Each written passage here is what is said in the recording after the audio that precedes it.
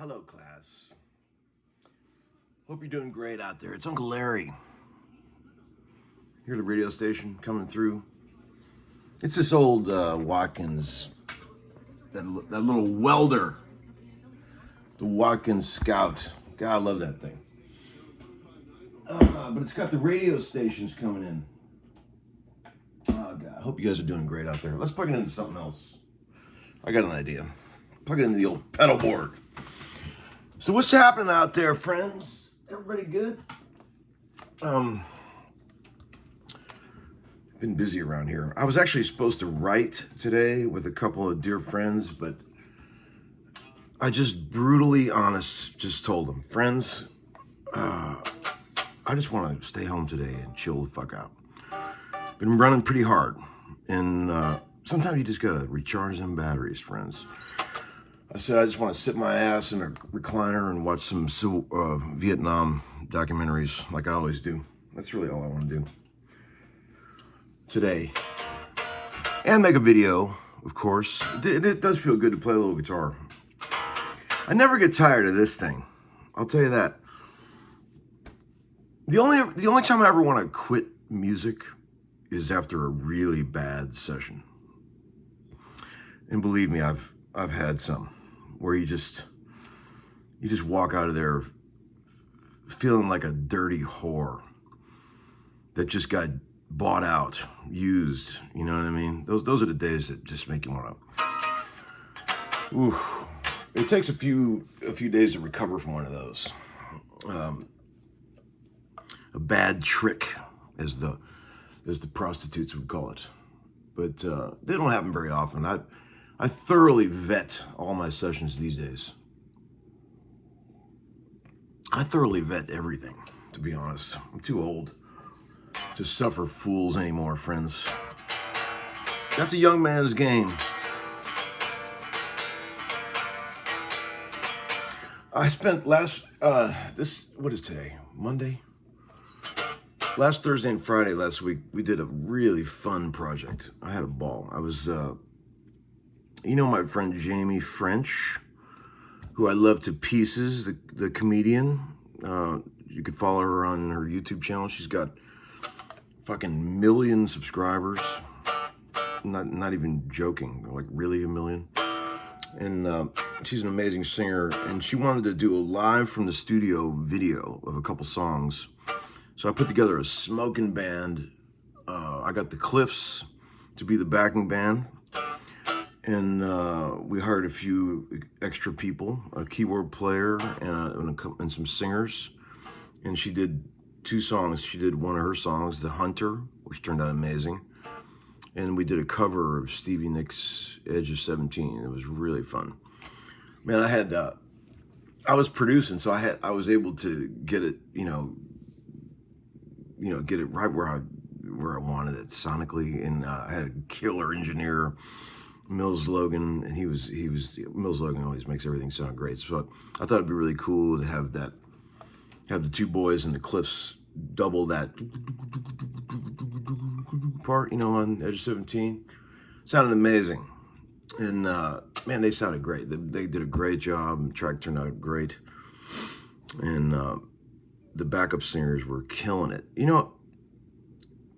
I was thinking while we were doing it,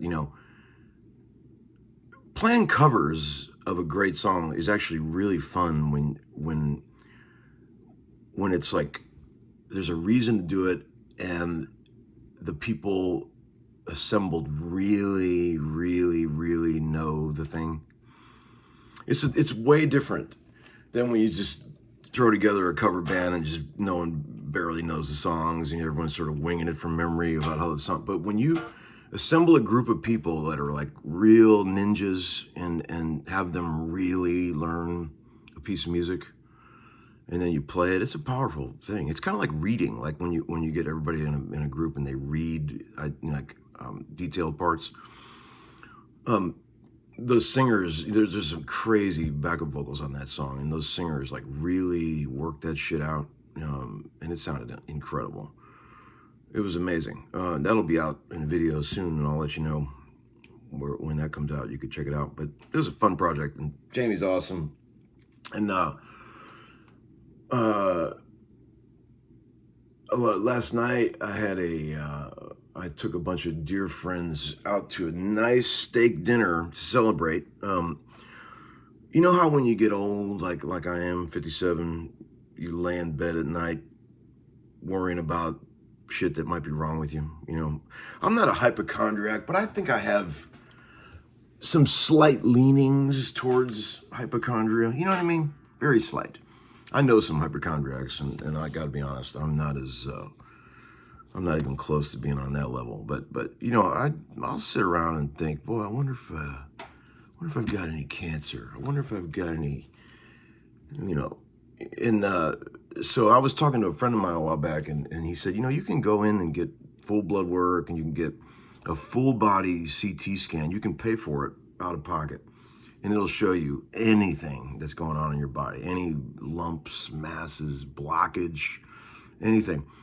And I said, really, how much is it? And my buddy said, it's like $2,500 for a CT scan and like $300 or $400 for the blood work. And you'll know if there's anything wrong with you.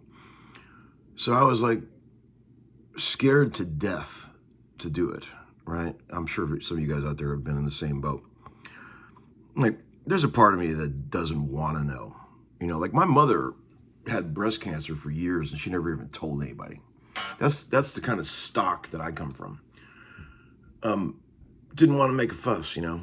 Didn't even want anybody to know about it. And I'm kind of the same way. But I feel like the only way I was able to talk myself into doing it was by thinking about my kids and thinking, you know, I should, if there is something wrong with me, I should know, at least I have an early shot at detecting it.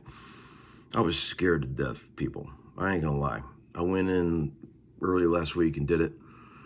Did the CT scan on Monday and then the blood work on Tuesday. And I said, well, how long till the results? And they were like, oh, this might be a week. And I was like, oh, this is going to be the longest week of my life.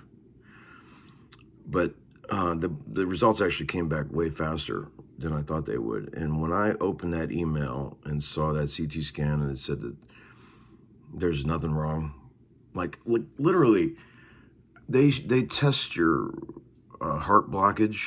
You know, on a scale of 0 to 4,000. 4,000 meaning you need stents right now. 0 meaning no blockage. I'm a 5. Like, I can't believe it, you know, and my kidneys, liver is all good. And the only thing I have is a bit of high cholesterol. But man, when those results came in, I grabbed my 2 sons. We had a nice group hug. We do group hugs. I don't know if you guys do that with your kids.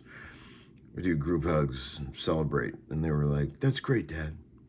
And I told a couple of dear friends, if thing comes back positive, we're all going up for steak dinner so we can clog up some arteries. That's what we did that last night, and we had a ball. And I'll tell you what, man, you know, if any of you guys out there are thinking about doing something similar, I highly recommend it. There's an extra spring in my step after getting those results back. I got to be honest, man, because, you know, we all worry and we all sit around and think about that shit. It's just nice to know. In a perfect world, you should be able to walk into any drugstore in America for $30 and lay down in one of those machines. We should all be able to do that and get a free CT scan and just show, because there's so many people walking around with early detectable problems and they just don't have the money or the resources to go get tested. Think about it, friends. there should be like a phone booth you go stand in every drugstore in America, and it says, oh, you've got liver cancer or whatever. Maybe someday when I become president, I'll make that happen, because I am thinking about running.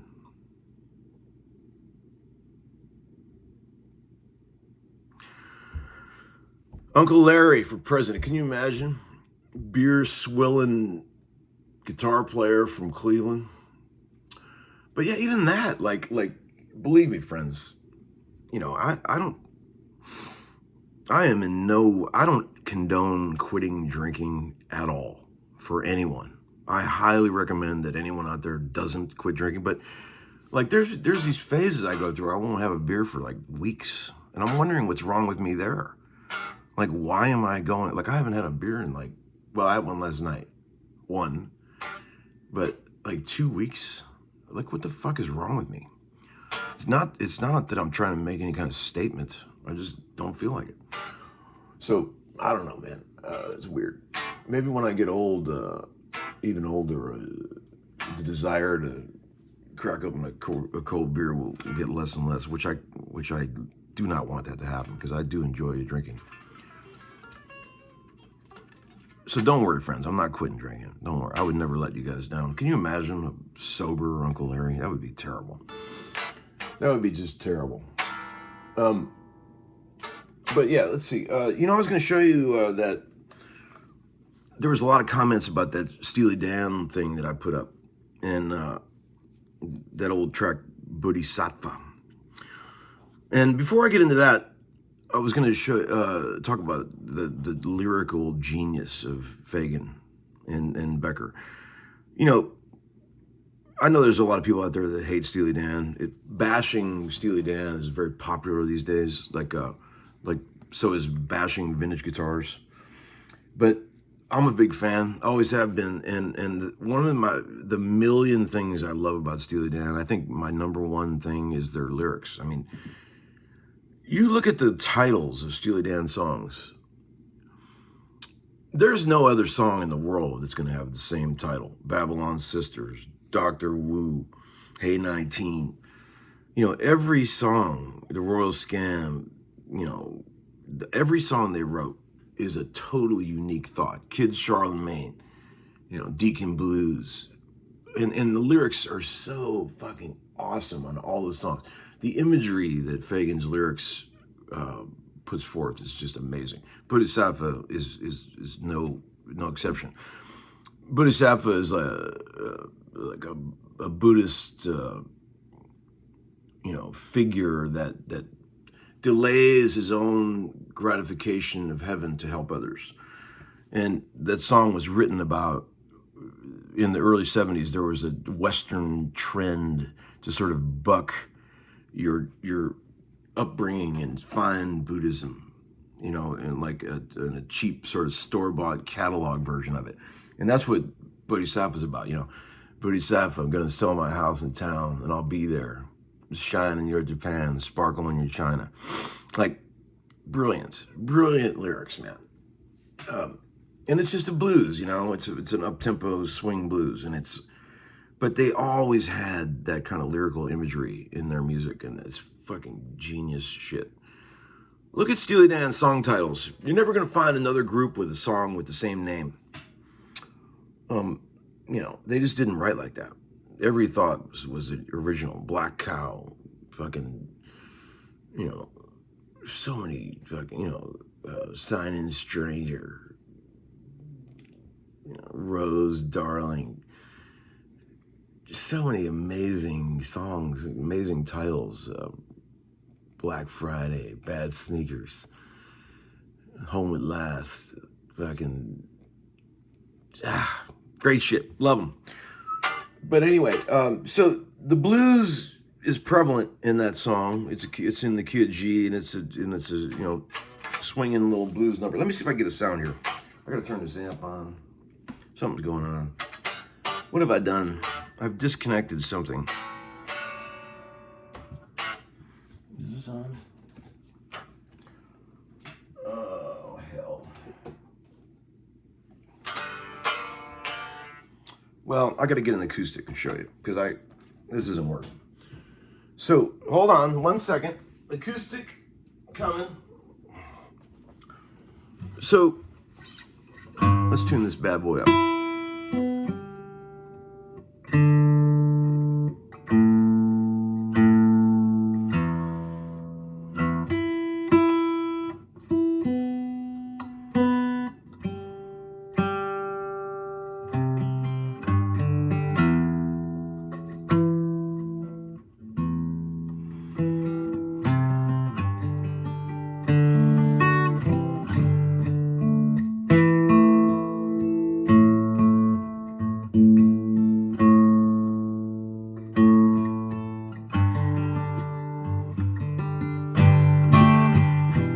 Okay, so let's see if it's still on the looper. Let's see if it's still going.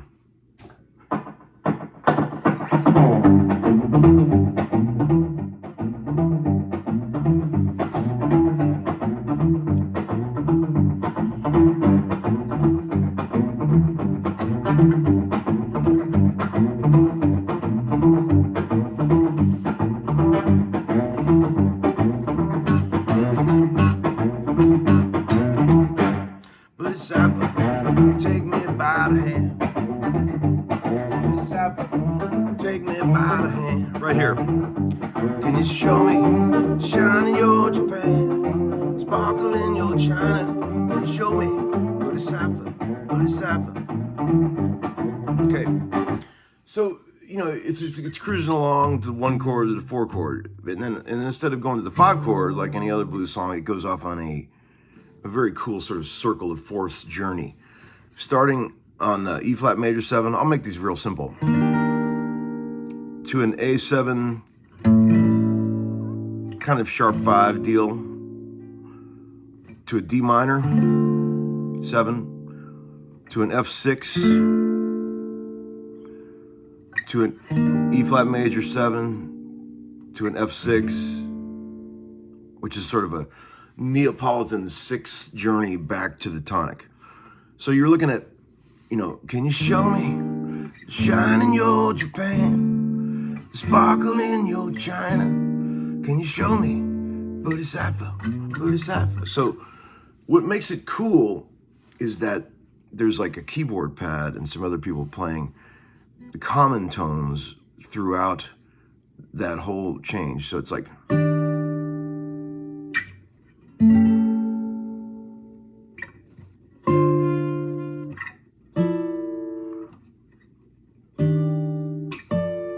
so this D note kind of hangs out on top of the whole thing. Can you show me shine in your Japan, sparkle in your China? Can you show me? You see what I'm saying? Like, there's a really cool, it's hard to play on guitar, but a cool keyboard pad that just sort of holds those notes. Can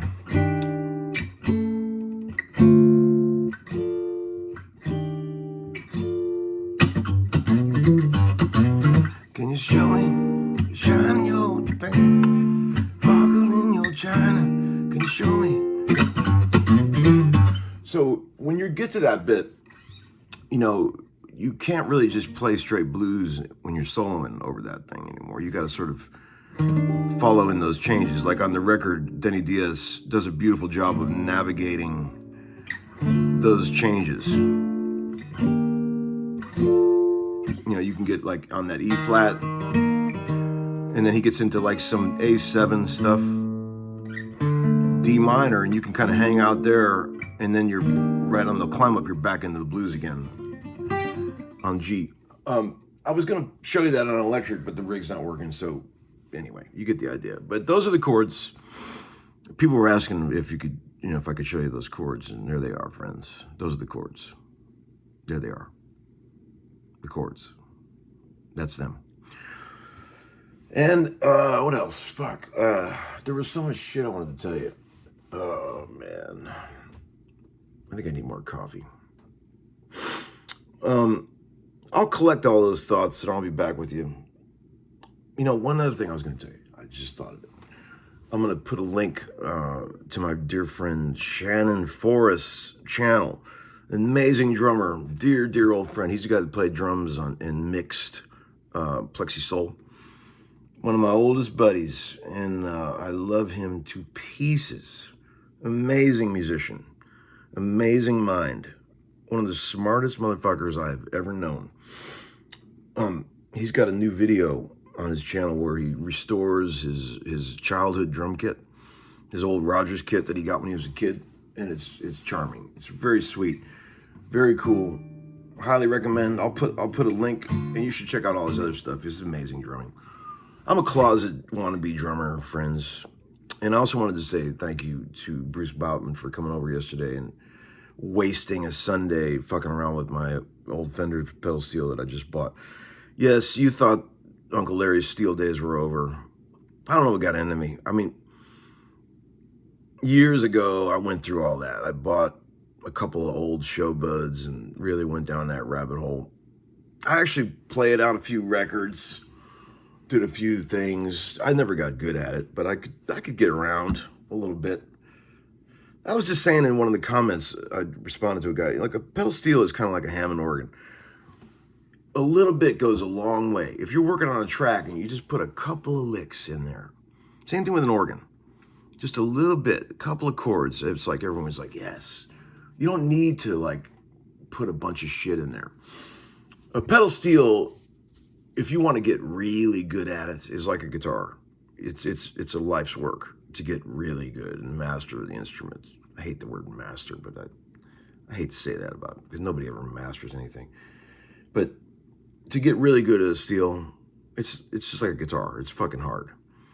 But you can, I know it looks overwhelming, and it is, but it actually does make a lot of sense. When you sit down with steel and you get it explained to you by somebody that fucking knows what they're talking about. I was lucky. I had, Paul Franklin and Danny Dugmore and early on show me some basic stuff to get me started. And I was lucky. I realized that may not be a resource that a lot of you guys have, but it's, if you know anybody that plays some steel, they can explain it to you. It's laid out pretty simple. It's like a piano. The notes go up. You want to go higher, there it is. It's like everything makes sense. Except for those last two strings where it goes to the major 9 and major 7. That doesn't make any sense. But the first 8 strings make sense. But those old Fender steels only have 8 strings anyway. So if you wanted to play some basic steel, you could get an old Fender and you could do that. When you start getting into the 10-string world, Buddy Emmons world, it does get pretty complicated.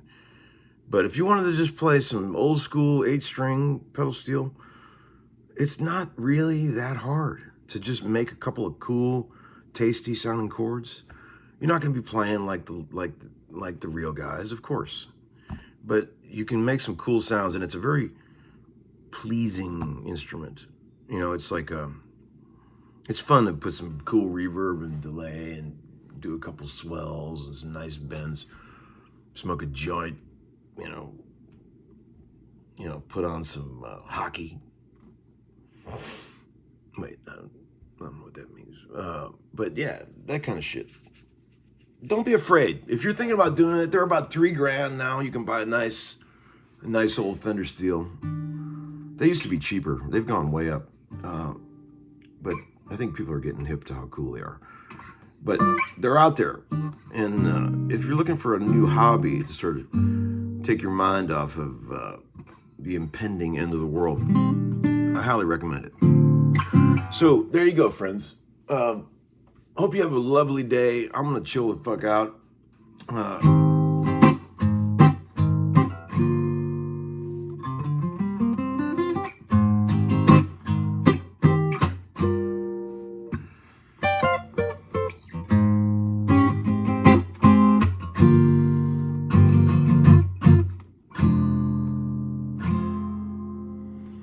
Check out Shannon's channel. Check out Jamie's new song.